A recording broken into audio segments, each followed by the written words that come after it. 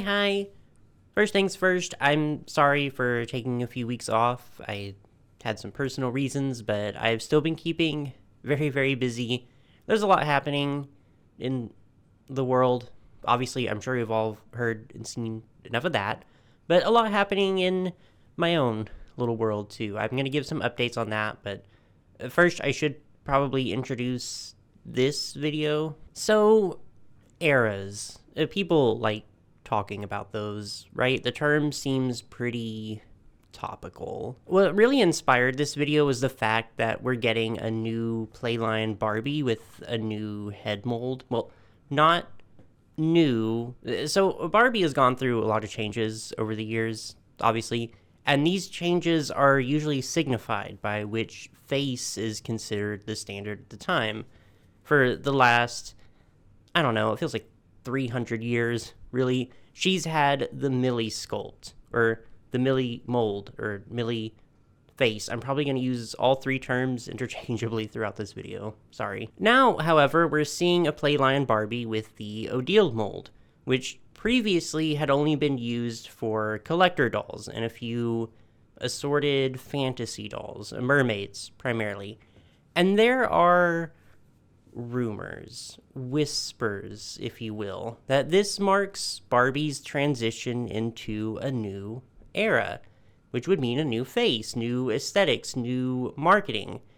As of filming this, I can't confirm this one way or the other, but I will say it would be a very welcome possibility. Anyways, that got me thinking about Barbie and her different eras from 1959 to now, and all the different ways she's updated herself for different audiences, different generations. Sometimes people get really mad at me in the comments when I talk about Barbie like she's a real person and doing all of this herself.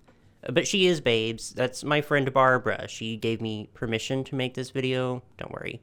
But that's literally what we're gonna do. We're gonna go through each era and talk about what separates them from the others.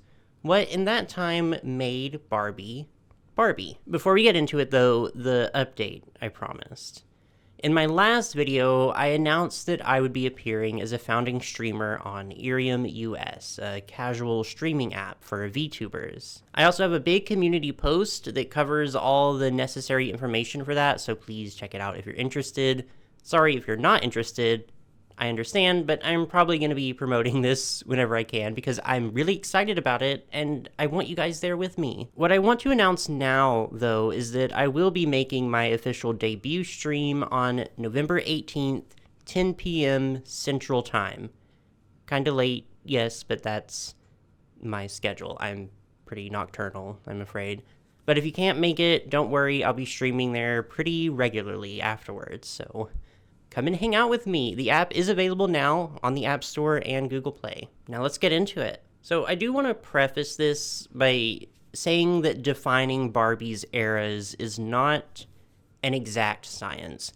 Unlike toy lines like My Little Pony or Monster High that have very clear-cut generations, Barbie has been running indefinitely, and where the line is drawn isn't always so definite. Sometimes it is, sometimes it isn't, and there is actually some disagreement among collectors on what years qualify as which era. So some of this is my own personal conclusion. I'm not a scientist, what would the term? A Barbie anthropologist, I guess. I would love to be, don't get me wrong, but my college didn't offer a bachelor in Barbie sciences, so. That's all to say, don't take this video as law. There might be other conclusions that you feel are more correct than mine, and that's fine. There are a lot of hills I'm willing to die on when it comes to Barbie, but this isn't one of them. This is purely and completely just for fun. Also, it's not going to be incredibly comprehensive. I simply do not have the time. You simply do not have the time. So some lines, some dolls, particularly spin-offs, and I'm going to have to sort of gloss over. I'm sorry. Also, this is going to be focused on Barbie and not necessarily her friends or other members of the Barbie canon, just so I can stay focused.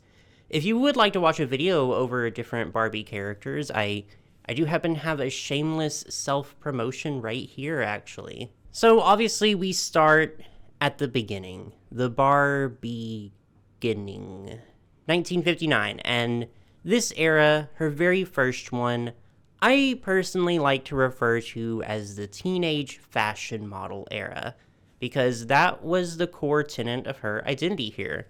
The teenage fashion model, the glamorous girl next door. Of course, Barbie, the famous teenage fashion model doll by Mattel. Obviously, nowadays Barbie is known for having hundreds of careers, but for the first few years of her inception, she's mostly just your average teenage girl who also happens to be exceedingly wealthy and beautiful and talented and superior to us all in every way. Which is to say, a friendly figure, but also still a very aspirational one for young girls. It's important to keep in mind that Barbie was among the first of her kind in terms of dolls. She wasn't a baby doll. She wasn't there to teach or emulate motherhood like a lot of previous toys aimed at young girls. But she still represented this ideal of femininity, of womanhood in the time period. So a lot of Barbie's aesthetic around this time revolved around high school life. Casual outfits with some era-appropriate high fashion mixed in. Her face is, of course, the original face mold. I see it called the classic Barbie mold too. This very mature, very sophisticated, very glamorous look. She, of course, has her iconic ponytail with the poodle bangs. There's also Barbie with the iconic Jackie Kennedy bubble cut. There's swirl ponytail Barbie, and later in this era, she would get like a page boy bob too. Extremely emblematic of this time period. Mattel's business model around this time was a little different to how it is today. Rather than producing a bunch of different dolls and different outfits, they sold Barbies, just basic Barbies, usually in a swimsuit, and then all the outfits were separate purchases. But some iconic Barbie looks from this era that I would say summarize it pretty nicely. The number one swimsuit Barbie, obviously most iconic doll in basically the entire history of fashion dolls. What more is there to say about her? Solo in the Spotlight Barbie, of course, can't miss her. Busy Gal Barbie, where we start to see the first inklings of Barbie becoming a powerful career woman. Career Girl Barbie, too, who I think came a little later. The astronaut fashion pack deserves mention for that reason, too. Like I said, a lot of Barbie careers at the time were pretty age-appropriate, so things like majorette, student teacher, ballerina, etc. So obviously, astronaut stands out a lot, and this was 1965, which predates the moon landing, even. So Barbie for this era, I would describe as booked and busy and beautiful, effortlessly, and embodying all the best parts of 1950s and 1960s glamour. The fashions are very grounded and very contemporary, and take a lot of inspiration from real-life, high-fashion trends. On top of that, the Barbie from this era has potential as a teaching tool to teach young girls the proper ways to dress and groom themselves when they got older. The teenage fashion model era would last until 1967, and this next one is one of the few eras that are actually officially defined, by Mattel even. So obviously, a lot has happened since 1959. The generation that was around for the first Barbie are now getting older. They're outgrowing dolls, and the next generation of children had notably pretty different sensibilities. Society had changed a lot. Pop culture had changed a lot. Fashion had changed a lot. Barbie's identity as this larger-than-life, glamorous figure was now at risk of being seen as outdated. Thus, enter the mod era, which was considered to take place from 1967 to 1972. And I think the aesthetic of this era kind of speaks for itself, really. It was the late 60s and the early 70s. Earth tones, florals, paisley as far as the eye can see. And Barbie's makeover for this era involved long, straight hair as the default and the TNT face mold. Twist and Turn, named after the first doll that utilized it, Twist and Turn Barbie, because she had a new swivel at her waist. The new Barbie twists. The new Barbie turns. Twist and turn Barbie looks so cute.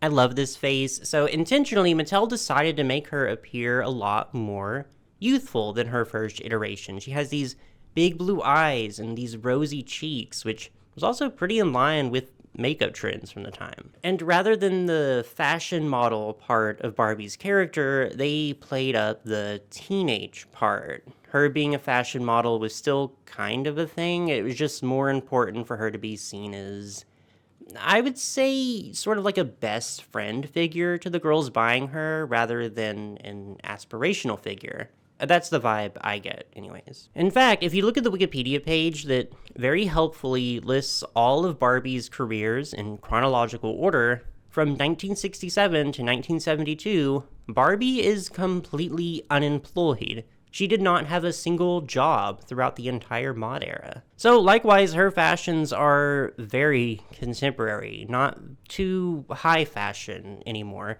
Very inspired by the music, celebrities, and the pop culture from the time. The British invasion, especially. To deviate for just a moment, this is the era where we get our very first celebrity Barbies with Truly Scrumptious and Julia. I think this era is also very defined by, I guess you could call them technological advancements, gimmicks, really. So there were a lot of talking Barbies, a lot of walking Barbies. This was a very experimental era in a lot of ways, really. Around 1971, though, we start to see another transition. This one, though, was a little more subtle than the way Mattel rebranded into the mod era.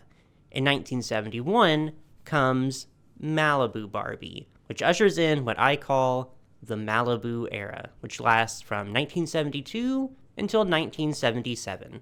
So there is a little bit of overlap with the mod era. Malibu Barbie completely defines this era, in my opinion, because I think more than anything, the Malibu era is a very transitional era. It's a little more difficult to pin down than the others, and the only real constant is Malibu Barbie, who's present pretty much all the way until 1977. So Malibu Barbie, she uses the Stacy face sculpt, and I don't know if this is a hot take or not, but I'm not a big fan of Malibu Barbie. She's iconic, yes, instantly recognizable, of course, but her face card has just never been all the way there for me. I'm sorry, Malibu Barbie. There were other Barbies in this era, though. There's a pretty big focus on athletics during this era with the sports set and also a lot of Olympics Barbies, too, and more experimenting with gimmicks, too. Quick curl Barbie, free moving Barbie. If I had to describe Barbie during this time, I guess I would say very casual, relaxed, maybe, and that's not a dig. I think that's very much the image Mattel wanted to put forward. So what happens in 1977? Well, I'm so glad you asked. Superstar Barbie. Superstar Barbie happens, of course, and that's when we get to the Superstar era. Superstar Barbie was another Barbie that marked like a big aesthetic shift, but I also think it's an extremely fitting name for this era. The Superstar era lasts until, I would say, around 1986, and it's marked by Barbie being, well, a superstar. All at once, we see this big return to glamour. Sparkles, tulle, ball gowns, huge fluffy curls in her hair. And while the fashions do definitely follow trends from the time, I think they also start to become more imaginative in their own right, too. Barbie really starts to develop her own sort of aesthetic in this time. And this is also, in my opinion, where we first start to see what people call Barbiecore. This era spans almost an entire decade, and you probably could separate late 70s Barbie from early 80s Barbie, but I think what ties this era together is the way Mattel markets Barbie. Very intentionally, they start to market her as a celebrity. She's a movie star, she's a pop star, she's a model. You had Golden Dream Barbie, Pink and Pretty Barbie, Great Shape Barbie. Oh, my god, Peaches and Cream Barbie. Barbie had her first collaboration with a real fashion designer in this era too, with the Oscar de la Renta collection. The Superstar head mold I also love. It's very nostalgic for me because she sticks around long after the Superstar era ends, actually, but I think she looks so cute. I also think it looks very ambiguous age-wise too, which was another aspect of Barbie in this time. Her age was no longer very defined. Sometimes she was a teenager, sometimes she was a full-grown adult with her own mortgage. It varied from doll to doll. Because Barbie definitely valued aesthetics over function in this era. It didn't matter what she was doing, she was going to be ready for a party at a moment's notice. Day to Night Barbie, one of the most iconic Barbies of all time, went from career woman to sparkly party dress. Astronaut Barbie's outfit doubled as a disco jumpsuit. Dr. Barbie was performing open heart surgery wearing a slip dress and pink pumps underneath her lab coat. Which, speaking of, if you really wanted to split hairs, you probably could define 1985 to 1987, 1988 as its own era. I would call it, I don't know, Barbiecore era, maybe? The Dream era? That sounds cute. Because that specifically is what I think is peak Barbiecore. You have a mix of glamorous ball gowns, date outfits, as well as ridiculous pink career dolls, too. It's just exactly what most people would picture in their heads when they think Barbie. 1987 to 1990 is what I would consider to be another transitional era. I call this one the Cool Times era, because we see a big shift into a very specific aesthetic that, does it have a name? The old school Taco Bell aesthetic. Oh my god, I probably sound like the most uncultured person in the world calling it that. Okay, according to the research I should have done before recording this video, it's called the Memphis style. Very interesting, but for example, you have California Dream Barbie, Cool Times Barbie, hence the name, Western Fun Barbie, Barbie and the Beat, Animal Lovin' Barbie, Lights and Lace Barbie. This is also the start of Mattel wanting to treat Barbie more like a collector's item than just a children's toy, which greatly influences the next era. 1988 is when we get our very first holiday Barbie. And starting in 1991 is what I call the icon era. I call it that because I think this is the era that very firmly cements Barbie as an icon. A fashion icon, a cultural icon, a global icon. This is also probably the most diverse era we've seen so far, in the sense that Barbie really starts operating basically as a lifestyle brand on top of a fashion doll. Barbie merchandise is abound. There's Barbies for children, Barbies for adults. Barbie gets her own attraction at Disney World in 1994. This is now Barbie's world, and we're just living in it. In 1991, we get Totally Hair Barbie, who, according to Mattel, is the #1 best-selling Barbie of all time. Teen Talk Barbie, too. Can't forget her. Hollywood Hair Barbie, Cut and Style Barbie. We also start to see Barbie putting out fantasy-themed dolls with Mermaid Barbie and Rapunzel Barbie. She's quite literally doing it all. The icon era, I would say, lasts until 1996. Starting around 1997-ish, there's another subtle sort of shift. I call this the princess era. And it's not just because there were a lot of princess dolls, though that's part of it. It'll make more sense here in a few minutes. But actually, for the most part, we start to see Barbie scale back a little fashion-wise. There's still plenty of collector's edition dolls and these huge ball gowns and, like I said, fantasy-themed princess dolls, but we start to see her take inspiration from real current trends more and more again. See, there's definitely a cycle when it comes to Barbie. It starts actually around 1995 with the introduction of Fashion Avenue line of fashion packs, which really cover a wide range of very contemporary fashions. Some examples of iconic dolls from this era, I would say Move and Groove and Barbie, for sure.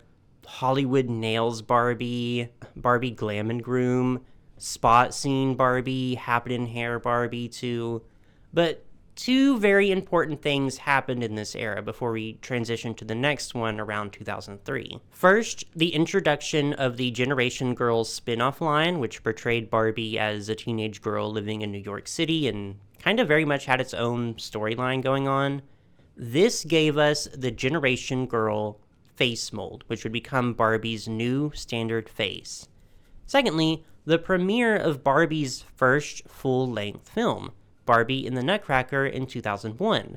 And following that, Barbie movies would go on to become an extremely integral part of the Barbie brand. So to add on to that list of iconic Barbies from the princess era, Nutcracker Barbie, obviously, Rapunzel Barbie, Swan Lake Barbie. Another thing that definitely defines the princess era, brand collaborations. Brand collabs everywhere. Wizard of Oz, Coca-Cola, Looney Tunes, Jell-O, Rosie O'Donnell, and so many more. So what comes after the princess era? Well, starting around 2003, we transition into what I call the Queen era. So hear me out.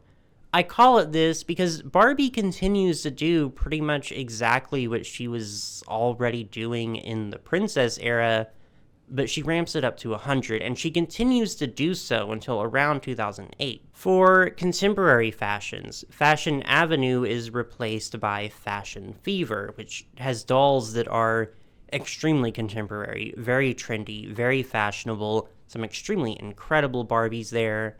My Scene, another spin-off line, is also in full swing during this era, and since My Scene was made specifically to compete with Bratz, introduced in 2001, it's also very cutting edge, very, again, contemporary. For movies, we continue to get a lot of huge heavy hitters. Princess and the Pauper, Fairytopia, Mermaidia, Barbie Diaries, Island Princess. For brand collaborations, there's Archie Comics, Mickey Mouse, SpongeBob SquarePants, Build-A-Bear Workshop, Hilary Duff. The list goes on and on. Barbie is literally covering all of her bases here, from princess to dog walker.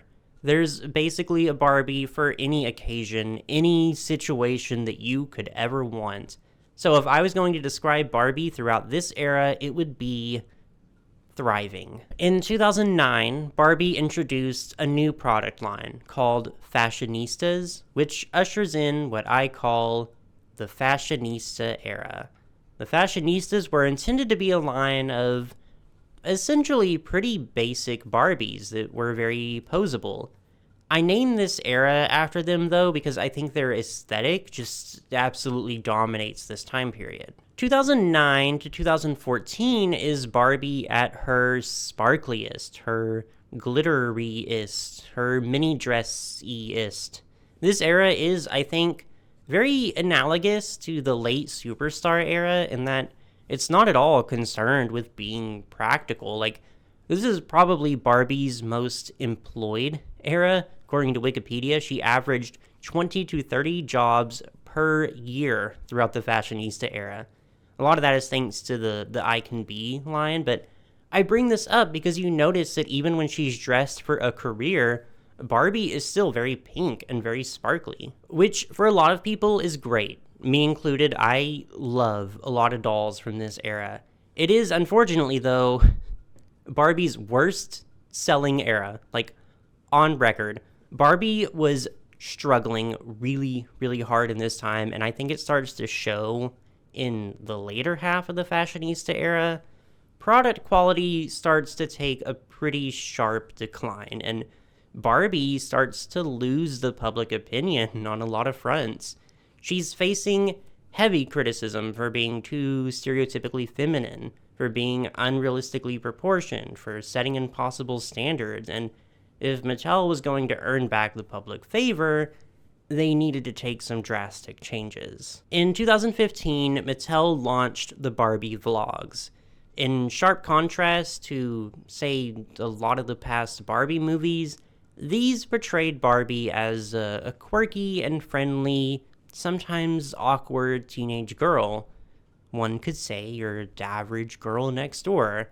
In a lot of ways, this was a return to form for, the early Barbie eras, but in others, it was a complete shift from how Barbie has been portrayed in the past. 2015 starts what I call the progress era, because that's what Mattel was most focused on, progressing Barbie's image and addressing criticisms. The Fashionistas line continued, but it was updated to be more inclusive than ever before, with even additional body types being added to the lineup. The focus started to shift away from Barbie as a central character, and Barbie being more of a concept, an idea.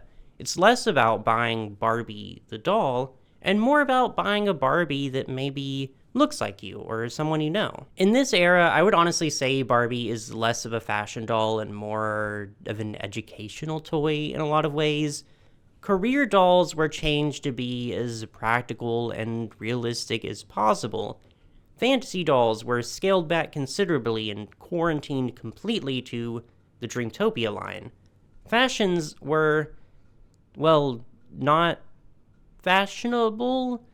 Again, there's just a big focus on practicality over aesthetics, and budget issues are still being felt because product quality is still at a much lower standard than it used to be.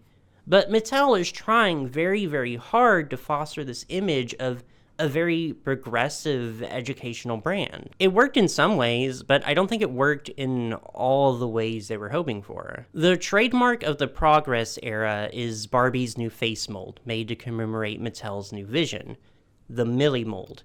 Millie is made to appear very youthful, very approachable, and really, in Mattel's own words, more natural, so she's very rarely seen with a lot of makeup. And Barbie more or less continues on this way until 2022, when we start to see a lot of hype for the Barbie movie. It doesn't necessarily end with the Barbie movie's release, but it does start another transition period, which is where I think we are now, and I'll explain. So the Barbie movie generated a lot of hype. I'm sure you know, you were there probably, but it quite literally gave us the Barbie core aesthetic trend. Super pink, super sparkly, super feminine. All these things Barbie very much was not, and also all the things Barbie was actively trying not to be. But to the general public, it was what they expected Barbie to be. It was what they wanted Barbie to be. So I think that's where we are now, in what I call the neo-progress era. I call it that because Mattel still has a commitment to diversity and inclusion and progress, which I want to be clear are all good things. But now Mattel is a lot more open to fashion, to good fashion, I guess I should say, or decent fashion. We're getting there. They're more open to dolls with makeup and heels again, the color pink. They've come to terms with the fact that diversity doesn't have to be in opposition to glamour. They can coexist. They can thrive together, actually. Hopefully, like I said, we're sort of in a transition to that mindset and not fully there yet, but I want to have hope that the next era of Barbie can be a great one. And that was the overview of all of Barbie's eras. Now it's your turn. Let me know which era of Barbie was your favorite. Also, because we like to have fun here, which one is your least favorite? And if you were in charge of deciding the direction of Barbie's next era, where would you take her? Tell me all about it. And when you're done with that, just be sure to like and subscribe for any future fashion doll content. Bye bye. Keep it cute.